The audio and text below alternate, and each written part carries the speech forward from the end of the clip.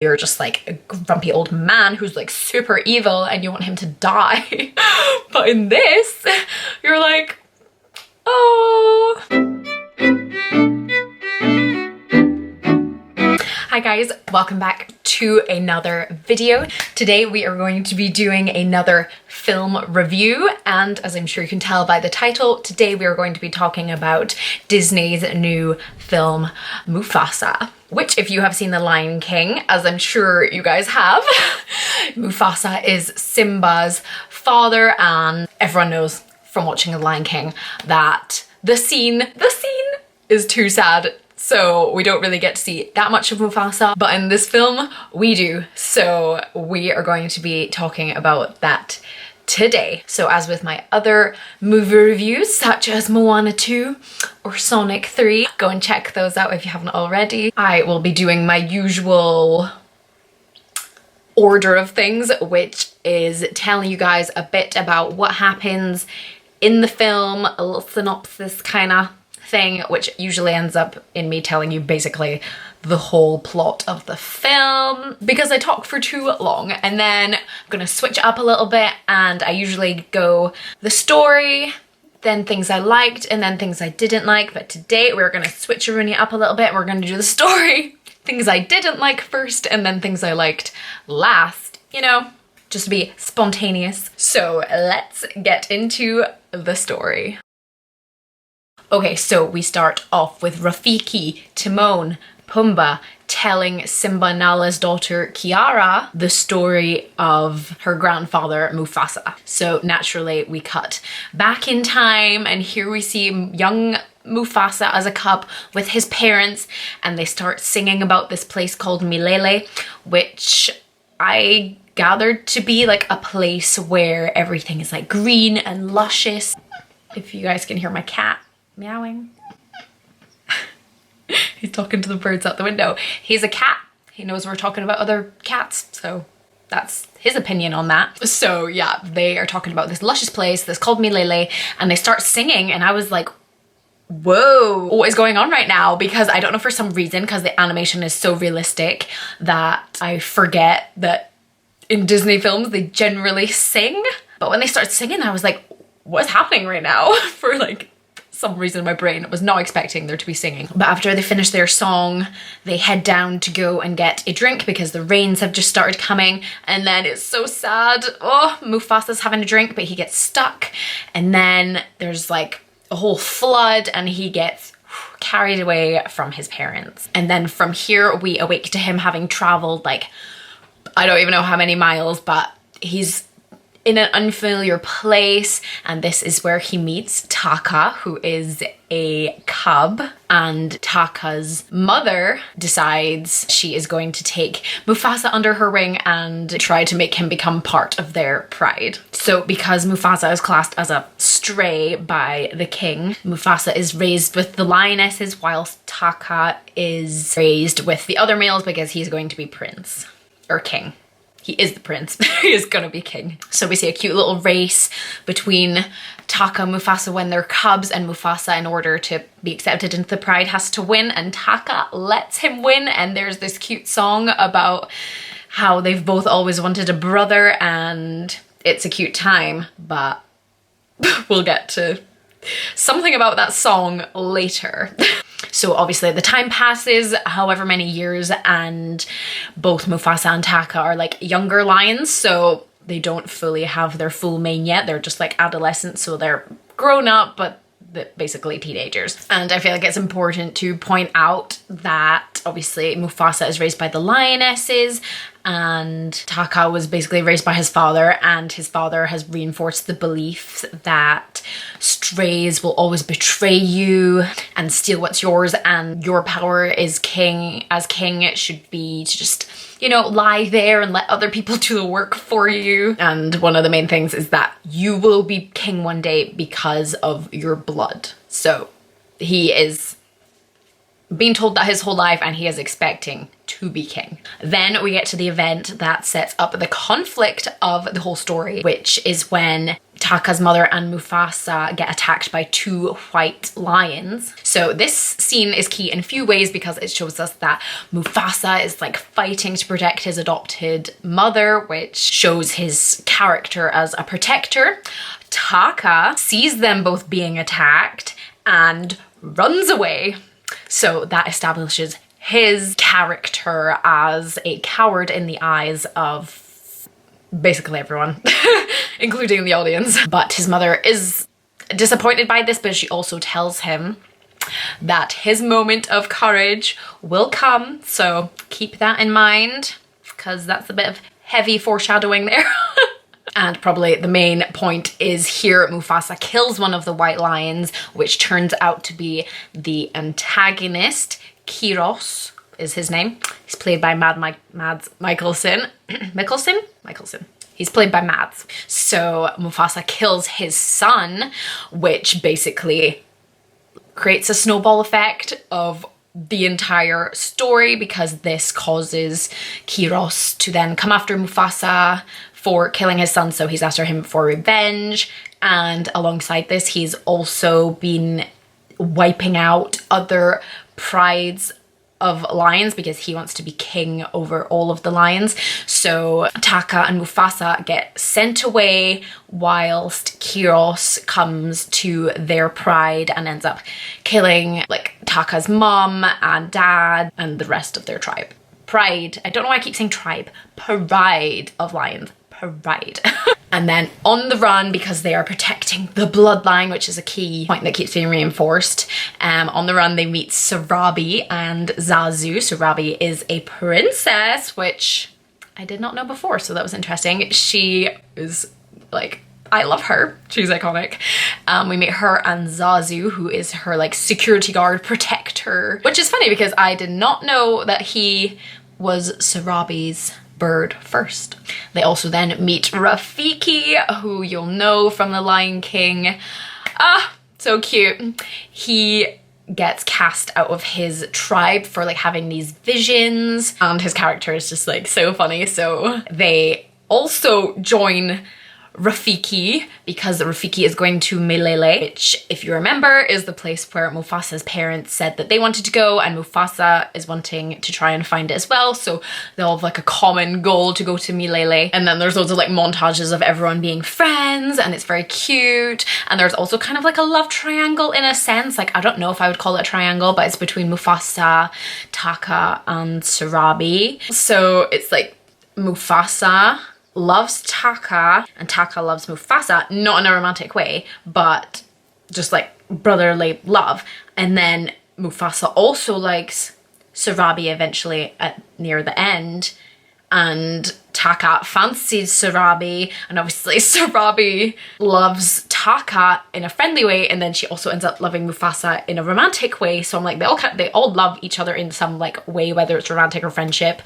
So Mufasa tries to help Taka get Sarabi. However, when she is being trampled on by elephants, Mufasa is the one who like risks his life to go and save her and take her to cover, whilst Taka sees this and of course hides down a hole again, because that is the nature of his character as a coward. So we're still seeing him putting himself first and being too scared to go and protect other people. But Mufasa, being the good brother he is, tells Sarabi that it was Taka who saved her to try get him in, you know, being a good wingman there. So that was quite funny. But however, later they are climbing through this snowy mountain, and Sarabi realizes that it was Mufasa who saved her and tells him that he is like a leader. He's been leading them this whole time, and he's always at the head of their like congregation or, you know, whatever, and tells him that he should be king and that it was Taka's job to save Mufasa, not the other way around, and Mufasa is the worthy one of being king, and basically that she like loves him, and they have this best song in the film. And then this is where it starts getting all downhill. So Taka obviously overhears this conversation and sees Mufasa and Sarabi like getting cozy, so obviously he feels betrayed, and then he goes and finds the white lions and Kiros who have been tracking them, and he tells them that he will betray Mufasa and he will lead the white lions to him so that they can kill him. Yikes. So the gang find Milele, woo! But the white lions are obviously behind them, and Mufasa calls all of the animals up to like get together and fight. And once Kiros and Mufasa are facing down each other, Mufasa finds out that Taka has betrayed him, and oh, the look on his little face is so sad. So Mufasa and Kiros begin fighting, and all the other white lions begin fighting with all the like other animals, like the buffalo, elephants, giraffes, you know, all of them. And now we get to the moment. Remember when I mentioned that Taka's mother said that his moment of courage will come, which is so heavy-handed, but it's fine. I guess it's setting you up to know that he's gonna do something good in the end, so you don't feel too betrayed. But he sees Mufasa being attacked by Kiros, and I think Kiros is a way to like deal him the killing blow, and then Taka jumps in and gets a scar right across his face. And now, if you didn't already know, that Taka is Scar.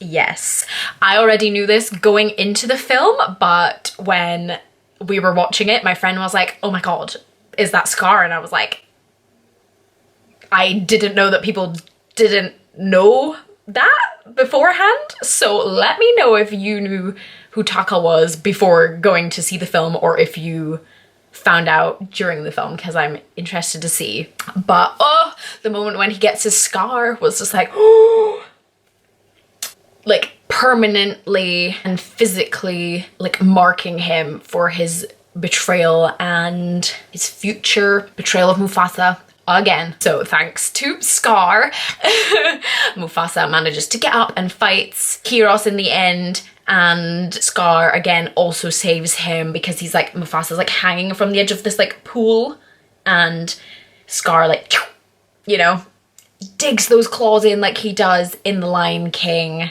but this time he's pulling up to save him, whereas in The Lion King he obviously chucks him away. So yikes.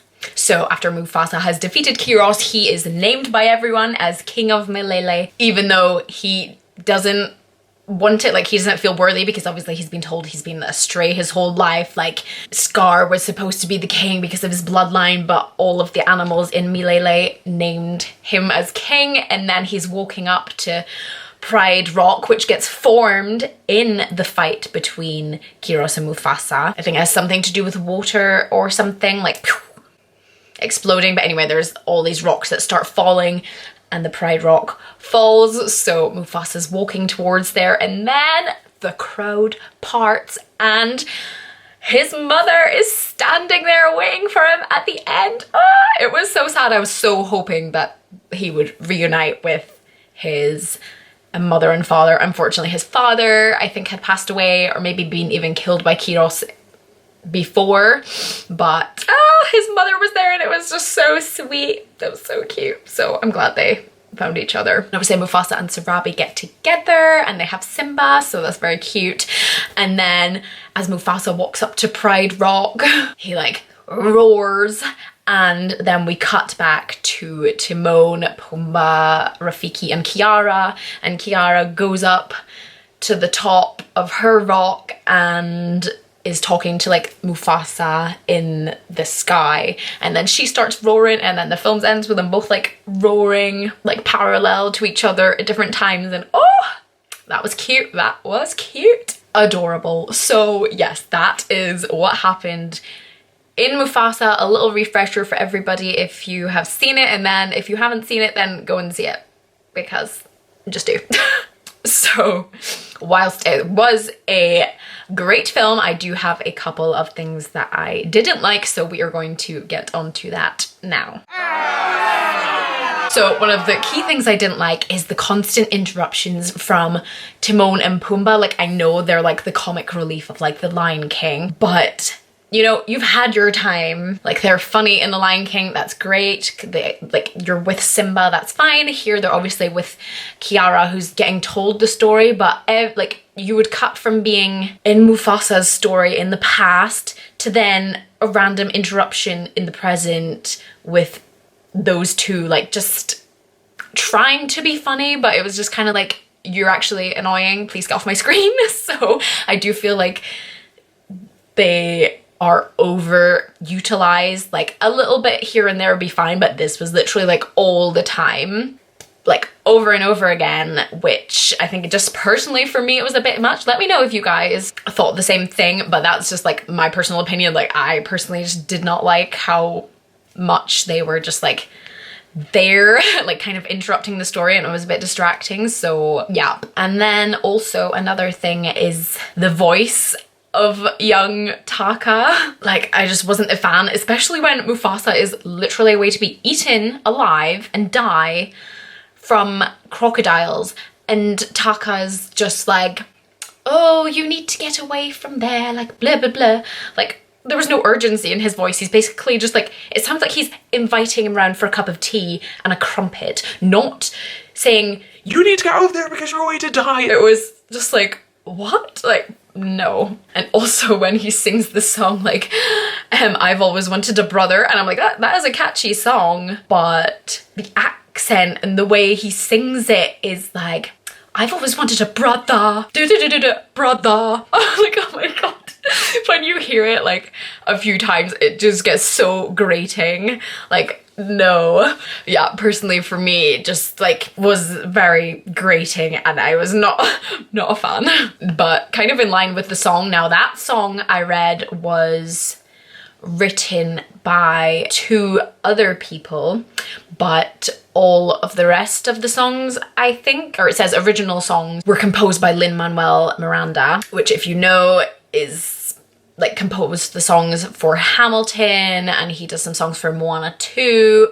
I also did not like the songs in Moana 2, so now don't come for me. I love Hamilton, like that's a good time. And I love Mufasa and Surabi's song, but I do think that when you have one single person doing all the songs, not every one of those songs is going to be amazing. This is why I believe that you should have a team of people working on this, because I feel like Lin-Manuel Miranda has a tendency to go towards more talking / rap kind of songs. For example, Kiros's villain song was catchy, kind of. Like, there was like, bye bye, bye bye, bye bye. That bit was catchy, but the rest of the song was literally just him talking.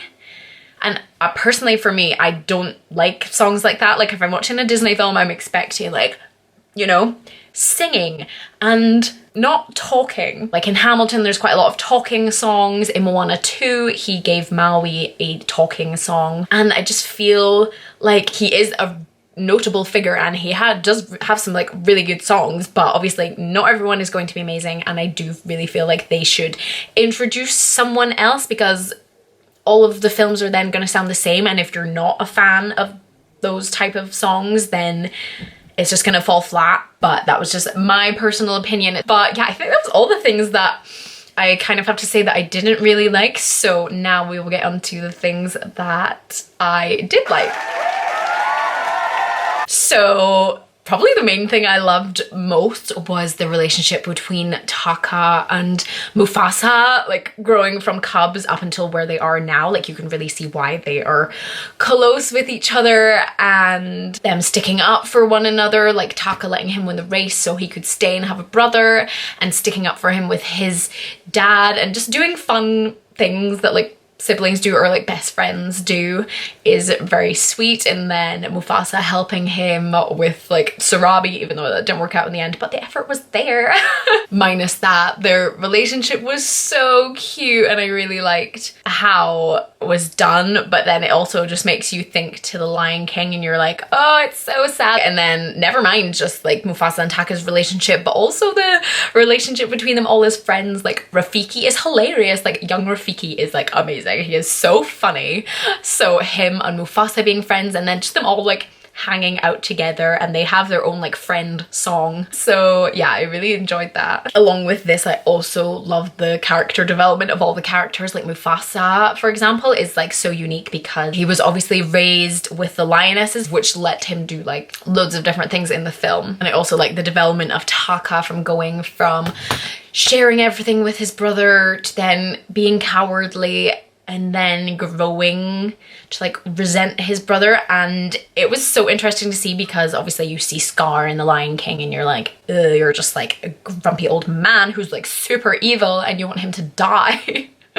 But in this, you're like, oh, and you like can see why he goes downhill. I feel like you can relate to like the jealousy that he feels when Sarabi chooses someone else, especially his brother who he loves, and just someone else getting the things that you've always wanted. So you can definitely understand those emotions that he's feeling. So he is kind of relatable, to be honest. And Sarabi as well, like she's just kind of in the background in Lion King, but here you see she's like clever and her character is so intriguing. I wish we got to see more of her because she's a badass. I love her. So I love them. And then Rafiki is, oh yeah, they just love them all. And then Zazu's there, but like he kind of is a bit annoying, but anyways, he wasn't in it too much, so it's fine. And then when all the animals like came together, I love that in a film, like when that happens, like the sense of community is so emotional. But I didn't like when there was like, I think it's a giraffe and it's just like,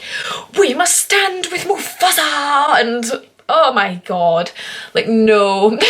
Like it would have been better if they just all came together, not with this cringy talk of like a war cry. It's literally like Wakanda forever, and it's like, oh my god, like if they just said Wakanda, fine, Wakanda forever, oh no, it's like, it's so cringy, and oh my god. So yeah.